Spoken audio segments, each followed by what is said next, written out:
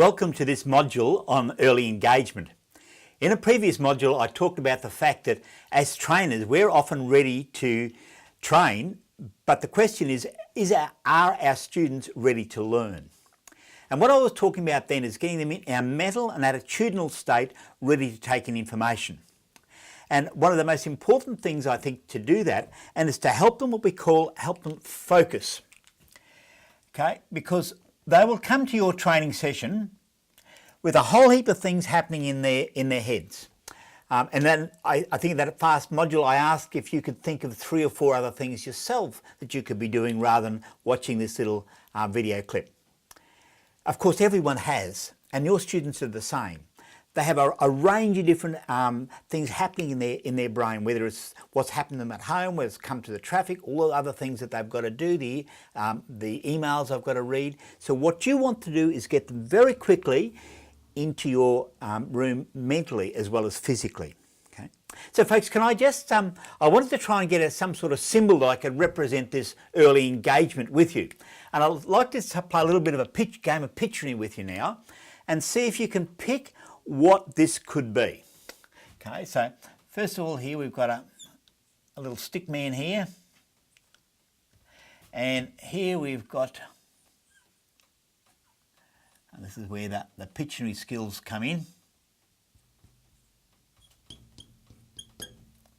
Okay, and this is, so what I've tried to represent here is the idea of how you get a teenager out of bed of a morning. I think it's very similar to this early engagement where you basically got to blast them with a megaphone to get them there. And that's what we're talking about. What sort of activity can you run that gets them really curious and really ready for what you're going to deliver? So folks, again, I have asked you in the past to get the most out of this, these modules is to actually participate rather than just watch. So I'm going to ask you to play a little game with me here, and again it might feel a little bit strange. I'm going to give you an example of what I want you to do, and then I'm going to ask you to hop up and do it yourselves. Okay, so what I'm going to do is get you in a moment to stand up and point your finger vertically to the ceiling. Okay, so, and I want you to focus your attention on the top of your finger, but always keep your hand vertical. Okay, so what I'd like you to do to start with is I'd like you to rotate your hand in a clockwise direction, like this. And then I want you just to bring your hand down, but as you see my hand is vertically pointed to the ceiling, again my finger, right down to here.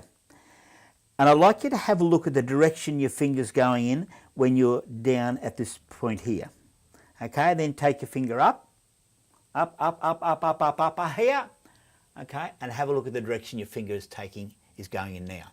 So could I invite you to stand up? This sounds a bit funny because you're watching a module, but just to see what we call this conscious convincer, to hop up yourselves, okay? And then I'm going to get you again to go with me, point your finger at the ceiling, okay?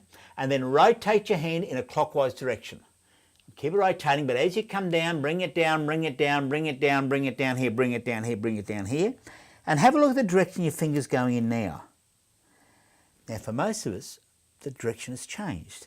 We're now going in an anti-clockwise direction. So take it up, take it up, take it up, take it up, take it up, take it up, take it up here. And we're back to clockwise direction. Okay, so something's happened. As you come down, right down here, down to anti-clockwise, something's happened about here.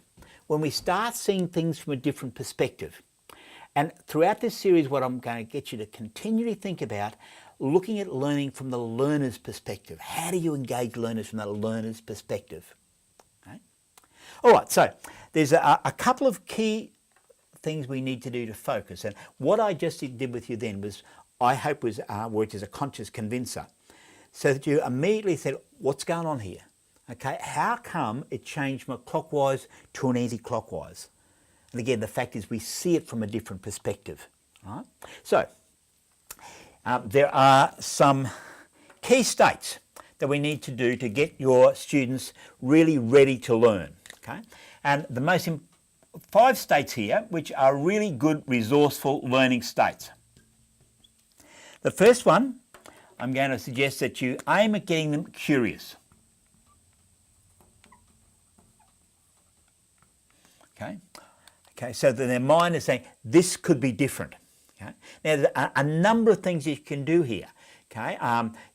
But it's really about opening their curiosity, okay? So it could be the setup, okay, before they actually arrive. Is there some way that you can send them a video or a video clip that could really engage them and stir their interest up? Think, this could be different. That flipped classroom idea. It could be actually when they arrive, okay? You could have the room in a different layout. So when they walk in, the whole idea is that you're saying, this might be different, okay? Once you've done that, you've stirred up what they call that RAS, the reticular activation system. So you're actually tuning up and tuning the brain presently in the room, okay? Another thing you could do is having a slideshow going.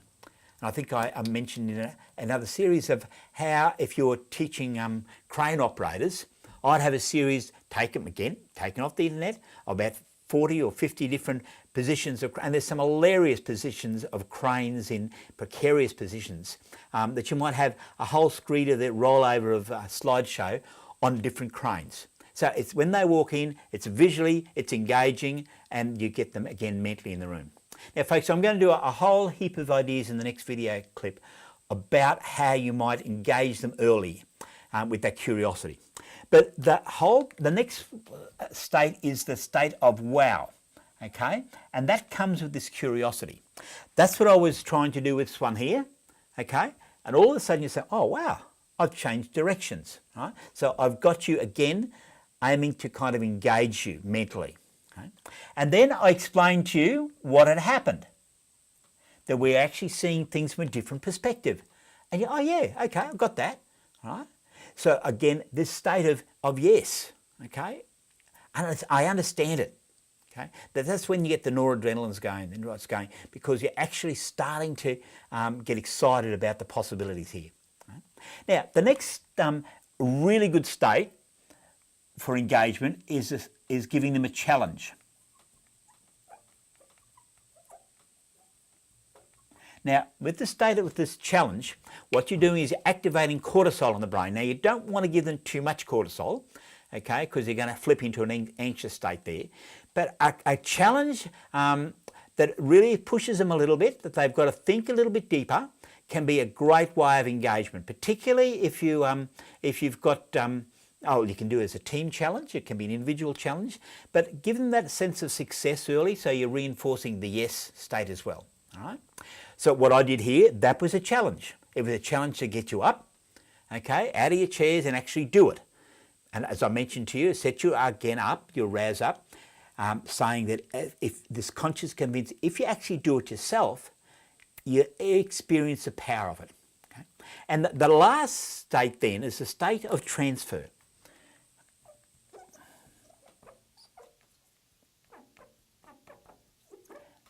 Okay, and this is where we can allow a bit of time when people just can think about how they would use this in their own workplace.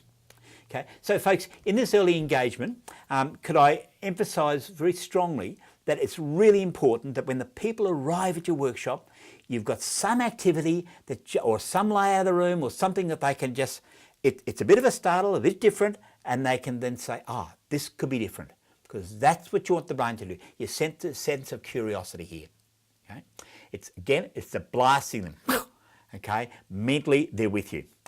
Focus on the activity that you want them to be focused on. If that activity can include that sense of wow, of yes, of a challenge, then you're going to get transfer. So in the next module, folks, I'm going to look at some activities, some suggestions of things you might do as well as you're doing now, to get that early engagement activity going for them. So until the next module, Laurie Kelly, Brain Friendly Training.